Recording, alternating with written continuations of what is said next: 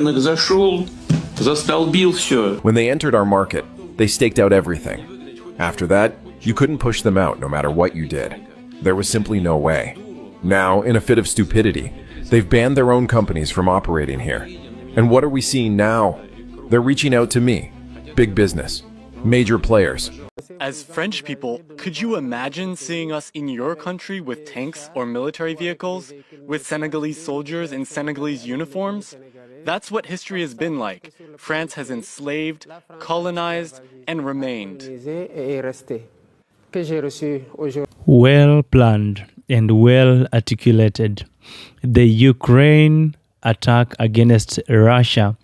It has been told that this plan was done for 1 good year. They had decided to take their sweetest time to ensure that they planned this war very well. They were using drones to plant bombs in Russia. And now we are asking ourselves, what did Ukraine do this particular thing as per their will?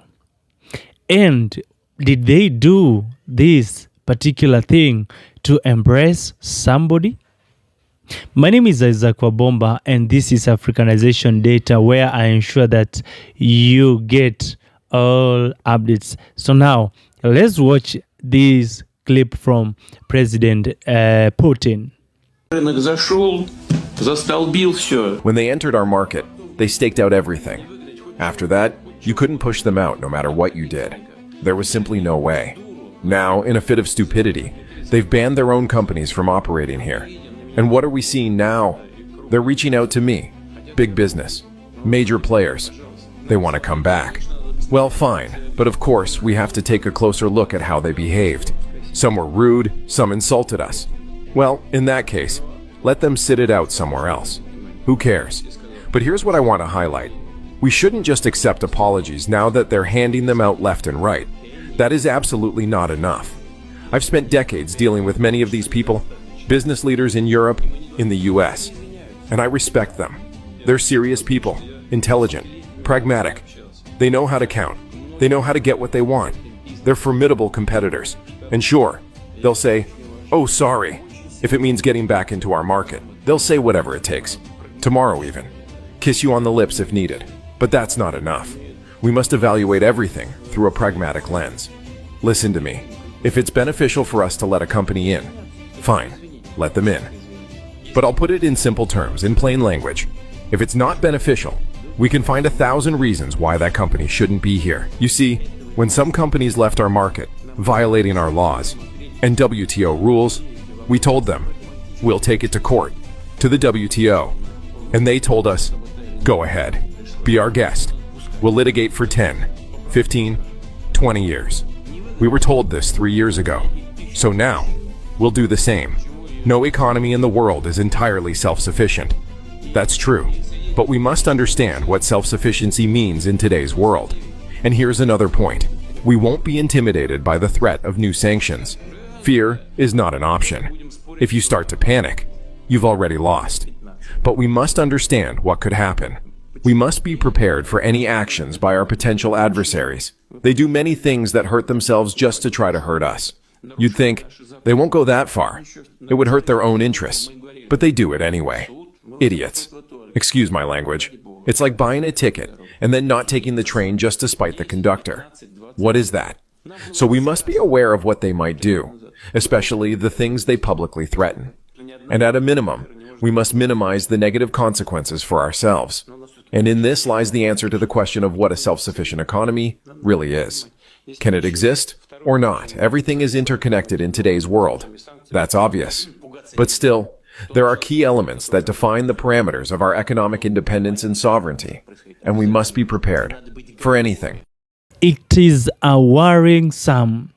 It is a bit scaring when you go fight your enemy and now your enemy becomes silent. He does not say anything. He just remains silent. This is something that needs to make you get so worried than the enemy himself. You can imagine you're trying to fight somebody, but now this person remains silent. It should tell you you're fighting the wrong person, because at the end of the day, you do not know what this person is planning.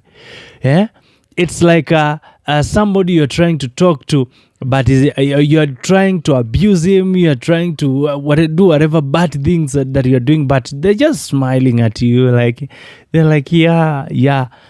That is the most dangerous person, and it is exactly what President Putin is doing. And now, as we have all seen what has happened in Russia, there was a very big attack. There was a very massive attack. The bombing of that city, it was of another level. And now President Putin decided to remain silent. So what is the next move? Ukraine, they all also do not understand why hasn't he reacted, because we were expecting for him to get back to them immediately, but he has taken his sweet time. And in one or the other, we can say that Ukraine is working out of modes. They are working out of emotions, because the other day, not even Ibrahim Traore, but Putin had requested them for a ceasefire. And we thought now, because they have talked about this thing, because the request went in before they had the parade that they usually have for marking the World War, the winning of World War by Russia. And now, few days later, this is what Ukraine is doing to them. What is it that Ukraine is trying to do? Are they trying to impress someone? And now, this is the major point that we want to discuss today. Now, let's watch this clip. But it was the Westerners who came and told the Ukrainian president not to accept. We followed all that, and in the end, what did it lead to? Well, I think all of this falls under manipulation. I think they were manipulated. Otherwise, the Ukrainian and Russian peoples were, it was the Soviet Union. They are brothers. How is it that hatred and Russophobia could be cultivated within this population? The war did not start in 2022. It started in 2014. This is also a reality that many people perhaps don't know, or that people refuse to acknowledge. It was in 2014 that the war began. And today, people are surprised to see that others might be shifting the blame onto Russia and all that. When Russian-speaking civilians were being bombed in 2014, who was speaking out? There are images that still exist. People were locked inside houses and burned. There are images that are there, but action should have been taken all that time. They were manipulated. And today, the reality is plain to see. You see, all the aid that was given, it wasn't really aid. They were told to hand over their minerals. In reality, Ukraine no longer belongs to the Ukrainians. They were manipulated, and now they are the losers. All sectors will be managed by those who led them into this war. The hope was to weaken Russia, but Russia is coming out of this war even stronger. So I think they need to understand this and come back to their senses in order to negotiate and achieve peace. Because they have declared that they support the terrorists.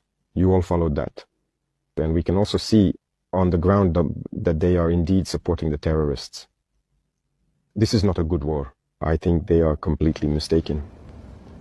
They need to come back to their senses. In any case, they can support them, but we will fight them and we will win. So, if they still haven't understood by now that this whole maneuver was meant to bring them down and seize their critical minerals, they can keep waging war. So that's what I can say about the situation. Every people must understand that they need to avoid being manipulated and getting into a very complicated situation. That's more or less what I can say. Africa has been the provider. If you look at Europe, Europe cannot survive without Africa. One situation that people don't realize, post-World War, when the US came up with the Marshall Plan, what they don't tell you is that the contribution through exploitation of African minerals was actually the biggest funder of the European Recovery Plan, ERP, aka the Marshall Plan. US contributed $13 billion, which is now present day $175 billion. But what they don't tell you is that Africa, through exploitation of its resources by the Europeans, was actually a much, much bigger contribution to the European recovery post-World War II. Nobody talks about that. Why does such a continent that did so much to help Europe recover continue to be so poor?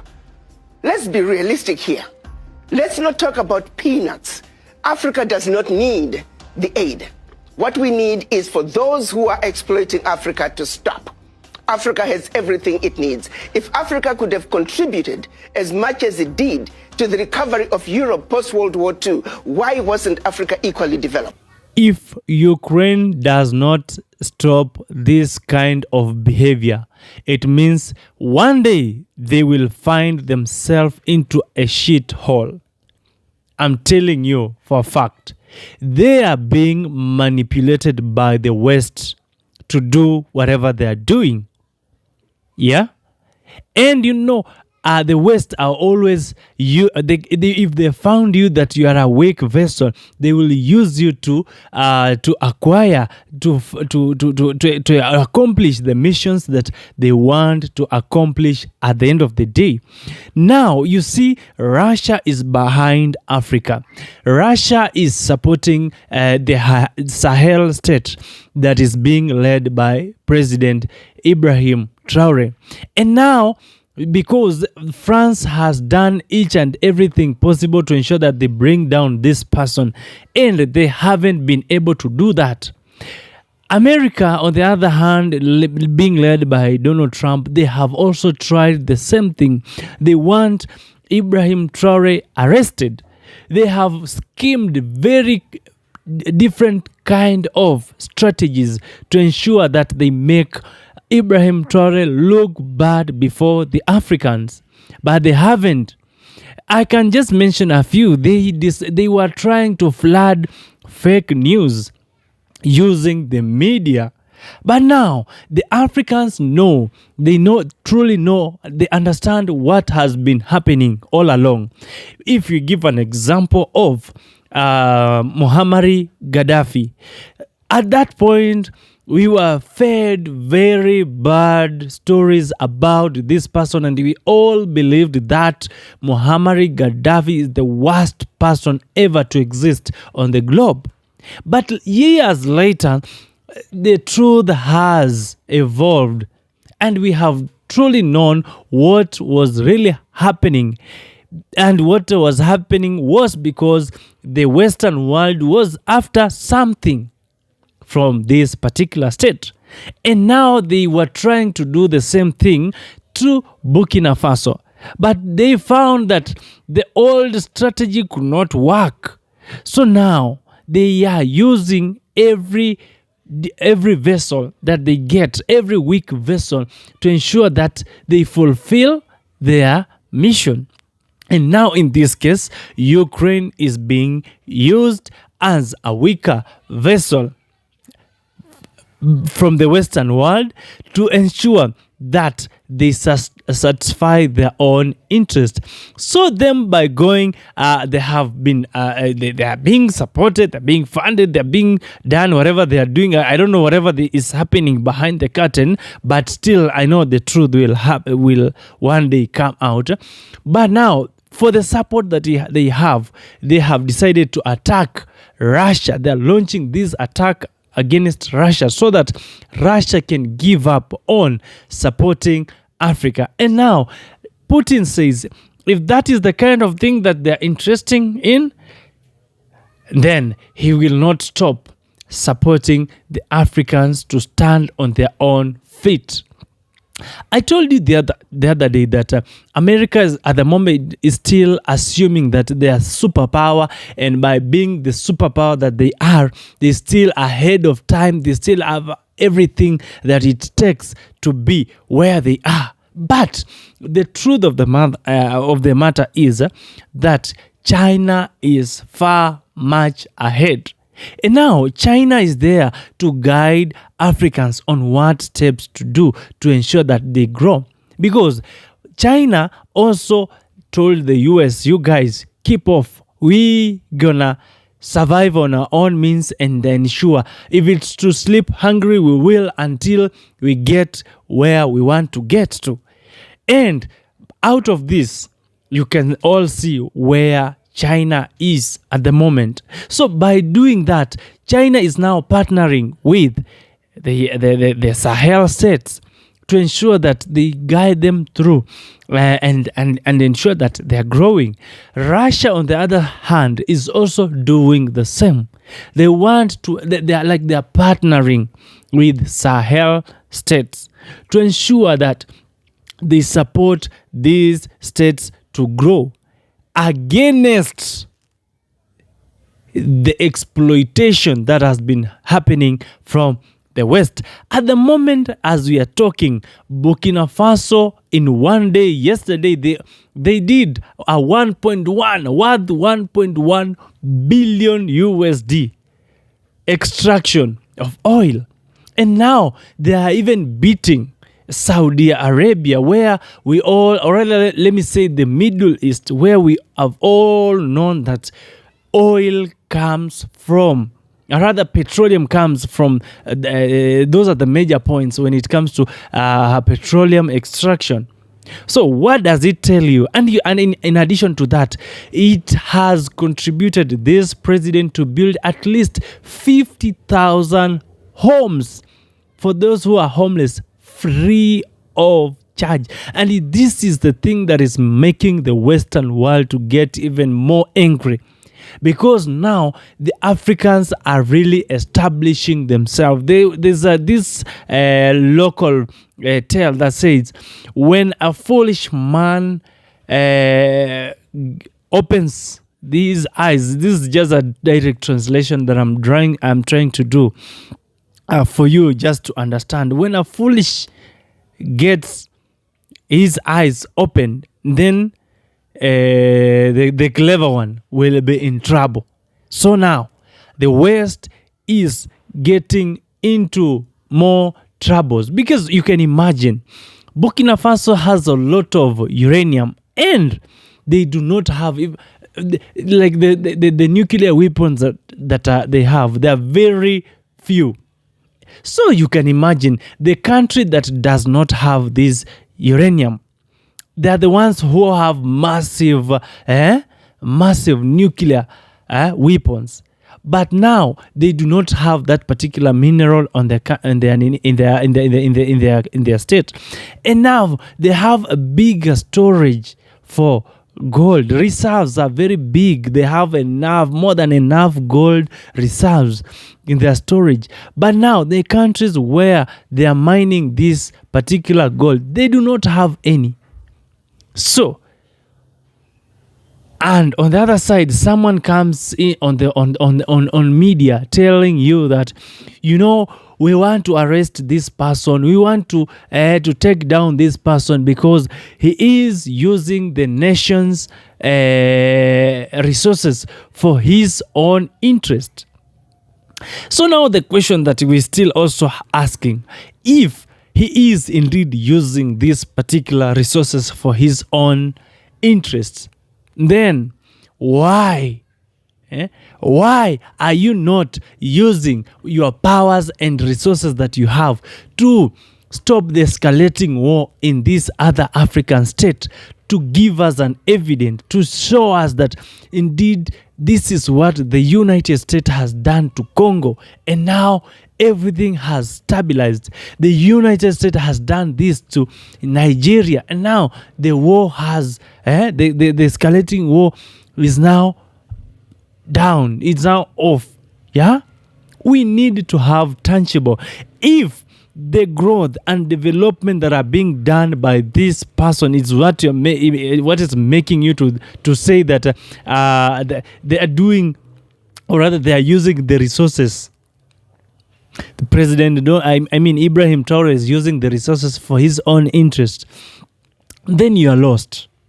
Yes, if that is the loss that you are saying, I mean, if that is the personal interest that you're talking about, then let him use those resources.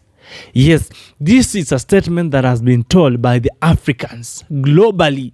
Even those who are staying in your countries, they are all saying if that is the personal interest that you're talking about towards President Ibrahim Traore, then it is better, because what he is doing is evident.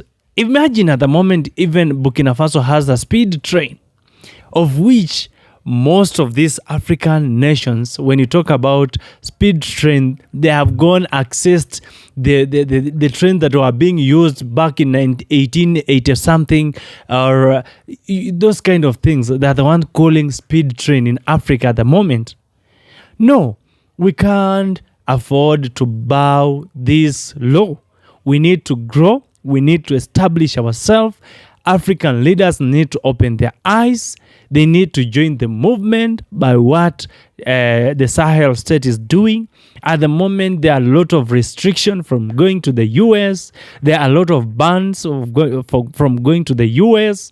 So it means it is the chance for Africans to open their eyes and use this particular chance to grow their state, bring the heaven in their land, bring heaven, the land of honey and milk, bring it to your own state, just the same way Ibrahim Traore is doing to his country. Let you be called the worst person because of the good things that you are doing. But by bending low and being used as the weakest vessel will no longer help African nations to grow.